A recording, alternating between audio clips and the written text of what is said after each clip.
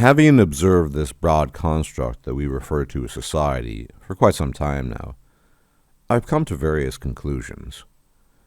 Now, before I proceed, I want to make absolutely clear that I think in every conceivable way, women compared to men in society, in life, are shown more care, more kindness, and are better taken care of. Overall, that's absolutely true. But there's one thing in society that's more important than women, and certainly a lot more important than men, and that is profit, making money, in the sense of advertising, in the sense of selling products, in the sense of taking advantage of human beings' latent tendencies and their weaknesses and vulnerabilities in order to make a profit. Now, I've seen whole discussions around the idea of whether or not that is ethical or not ethical, which is to say, telling people what you know they want to hear, taking advantage of subtle and subconscious proclivities that human beings have. That's a discussion that can be had, and I think to some degree it's unavoidable, because that's basically how human interactions work. If you want to have a decent relationship with a person, whether romantic, friendship, family member, you're going to do things that you know please the person, i.e. you're going to engage in some kind of manipulation. Now, there's a difference, though, between doing that because you genuinely want to do it. Let's say your friend or your brother is not doing well and you want to get him a gift, or you take him out someplace to make him feel better, maybe you go on a hike with them. That's one thing, versus intentionally taking advantage of somebody's circumstances, their psychology, and manipulating it ever so slightly or ever so subtly towards the direction you want to go, but not because you want the person to feel better, but because you can gain a profit from it.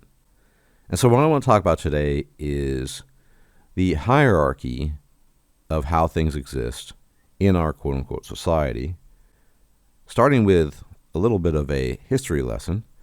Now, you might remember somebody called Edward Bernays. He has alternatively been referred to as the father of public relations, the father of advertising, and sometimes, in a much more negative light, referred to as the father of propaganda. Now, he started, one could argue, the modern free market sense of advertisement, and he did it in a most clever and infamous way back in the early 20th century, when first-wave feminism was really starting to kick off. He started a campaign to get women to smoke more cigarettes. And what did he call them? Well, he called the cigarettes, I kid you not, torches of freedom. Now, to our 2024 minds, torches of freedom as a concept sounds downright goofy. I mean, I don't think you could really get away with that these days, calling anything X of freedom. I mean, maybe you could, but it doesn't seem very likely. If you want to sell a product, calling something torches of freedom seems almost comical for our standards. But given the time, given the weight and the energy and the inertia of first-wave feminism, and the general atmosphere, remember, this is a time of deep patriotism, a time where this type of propaganda would work probably, and so Torches of Freedom was a great slogan, one-liner, to encourage women to smoke. And smoke they did. In fact, after Bernays had gotten done with them, women started smoking in droves. Now, of course, there was a context for this, right? So the idea that Bernays had was, you have to play on people's psychology. And women at the time were not allowed to smoke tobacco.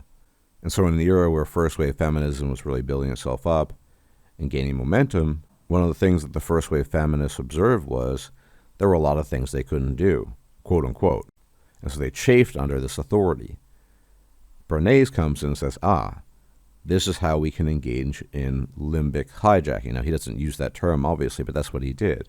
These women are chafing under these restrictions. Oh, we'll take advantage of that. We'll get them to smoke cigarettes.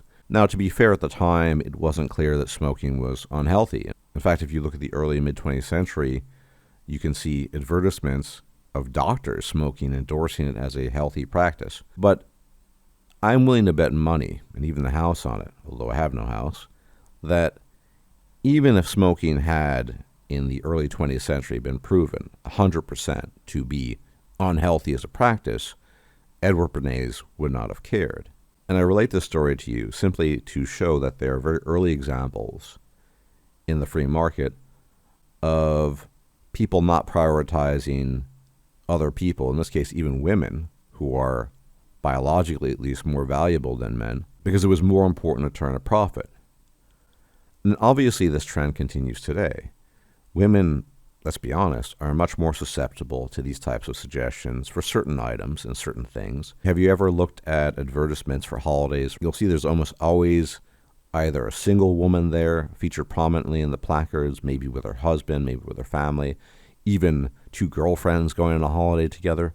But you'll never see a lone man there. You'll never see a man who's not a husband with children there. So you're always going to have that female factor, because women react and respond differently and more positively to these types of advertisements, in part because, look, vacations, holidays, there's something of a status symbol, and women are more interested in status than are men, at least in this sense.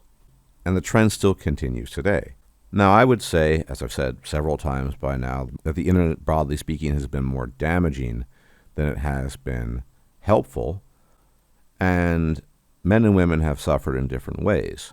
So men become addicts of porn, they become addicted to certain things. Women, and specifically young girls and teenage girls, are in a different camp. They become addicted to social media typically, to comparisons, status comparisons, trends, because women psychologically assign a lot more value to that sort of thing. And you're seeing nothing compared to men, obviously, because men still have the champions record in terms of self-deletion. But you're seeing record highs in self-deletion in the female camp these days in younger populations of females. And I can tell you how it works, really. Men are at the bottom of the totem pole. If men are not doing something important, if they're not wealthy, if they're not relevant, they don't matter. So you as a man do not matter. You have never mattered, and you probably will never matter unless you climb the totem pole and then maintain that status. Because remember, the minute you lose that status, the minute you drop down from the top of the totem pole, nobody cares anymore. So you're at the bottom of the rung. You're all the way down there. And yeah, people want to sell things to you too, obviously, but different things. The packaging is different. And in general as well, men are less susceptible to this sort of thing. They're less susceptible to at least that type of advertising. They're susceptible to other things like online gurus selling self-improvement courses for hundreds of dollars a month. That is a thing, but not to the type of advertisement that women are typically susceptible to. Women are herd creatures, right? So they care a lot about social signaling. They care a lot about harmony and getting along, and they care a lot about trends. So it's interesting, though, because again, as I've clarified, men are definitely at the bottom of the pile and always will be, because the society we live in exists in this interesting in-between state between, on the one hand, nominally caring a lot more for women, certainly than they do men, but caring more for women, making sure that their health care issues are taken care of, making sure that they do better in schools. All of these things have been put into practice, and women do get enormous boosts that men do not receive in our society. But at the same time, in terms of the most important thing in society, profit, making money, women too are left by the wayside.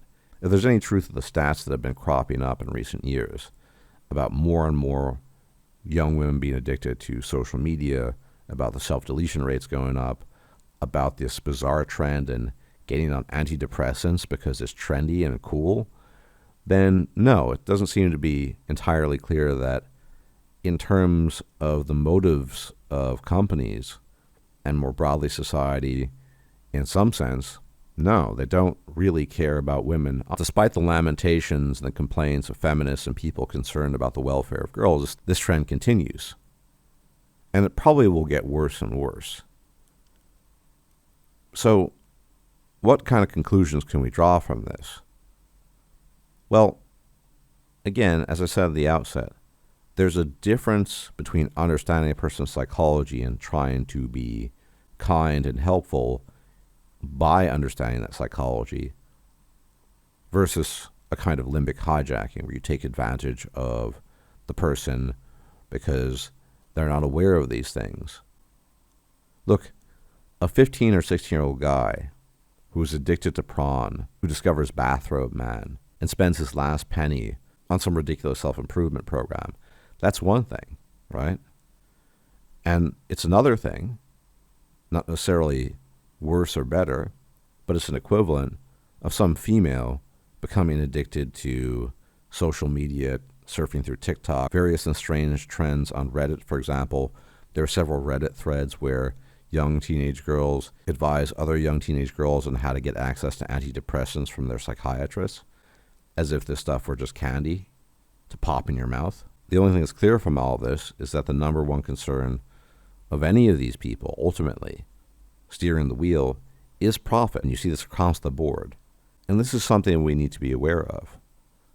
I genuinely believe, because there's a lot of confusion in my position here, people either don't pay attention to what I'm saying or read into things that I say that are not there. I genuinely think that quote-unquote free markets have been the better system compared to other systems that have allowed us, in many ways, unparalleled freedom. They're better than anything else we've had, for the most part.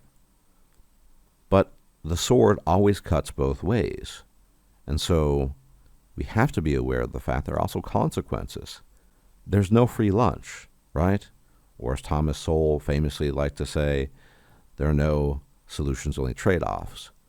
People at a large scale, when it comes to large markets, will become disambiguated, will become less than a person, whether they're men or women. When women and girls are disregarded as easily as men and boys are, because that's the normal thing to disregard men and boys, because the profit is more important than even the woman in this case. At the end of the day, it's all about those torches of freedom.